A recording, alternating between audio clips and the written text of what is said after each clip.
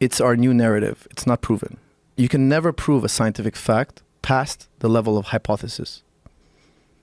It's weird. I know it sounds strange, but what do you mean past the level of hypothesis? If you can prove it in studies and tests and show, you still don't buy it. You have not eliminated every other possibility. Okay. So it's not the same as a logical fact. But how is that woo? This is understood in the philosophy of science. It's comfortably accepted. It's not anti-science. Like, I'm not trying to say anything. No, I know you're not. But I'm a lover you were of science. saying that science has so much woo, and I'm not seeing the woo part. Okay. What I'm seeing is the necessary testing and the idea of incorporating new data and changing beliefs and ideas. Again, this is it's a bit of a difficult thing to wrap your mind off in one day, but you have to think about it, and throughout time, it becomes clearer and clearer. Okay. When we observe the universe, all we see is pattern and regularities found in nature. That's it.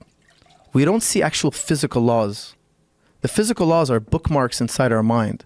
We see the same pattern over and over again, and then we attribute a physical law. But that physical law doesn't exist out there.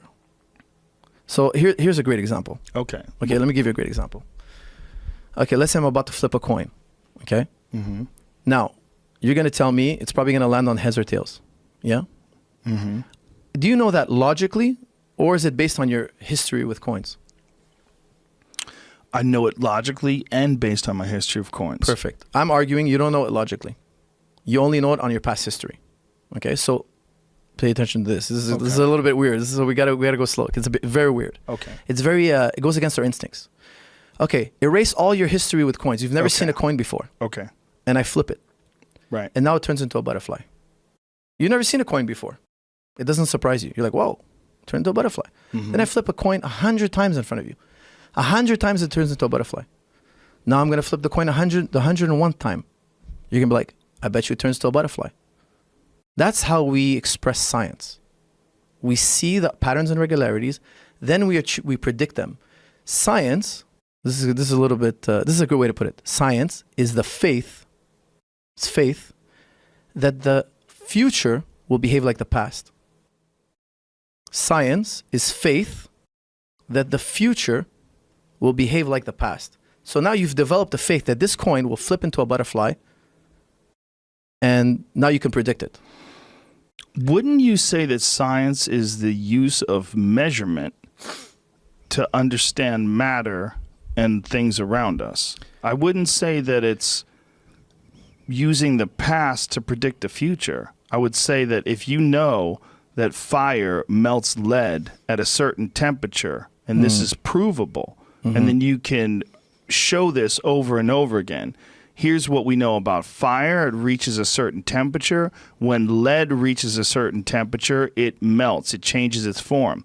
Whereas if you want to do that same test to carbon-based steel, it requires far greater temperatures, and then we know that there's variables in matter.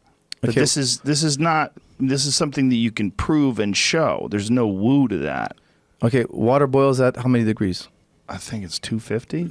In Celsius, 220? in Celsius, it's 100 degrees Celsius. I don't know about Fahrenheit.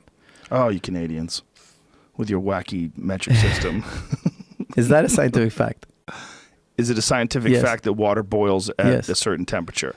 Yes. Actually, no. It's not? They can boil water now. Water can resist boiling up to 200 degrees Celsius. If you put it in a certain atmospheric pressure and suspend it in a certain liquid, if you change the circumstance, Suspend water in liquid? they suspend it in a particular liquid that's not heated Okay. or cooled. All right. It's not supposed to. It doesn't affect the temperature of the water itself. And now water can boil at 200 degrees. Okay, so you're doing something different to water. That's the thing. You're taking it outside of the normal Earth environment. So the variables also include Earth's environment. Agreed. But water doesn't inherently boil at 100 degrees. It's not a fact. But we believed it to be a scientific fact. We believe that water, if it gets to 100 degrees, is boiling. It's going to behave this way. As a matter of fact, no, there are many other things.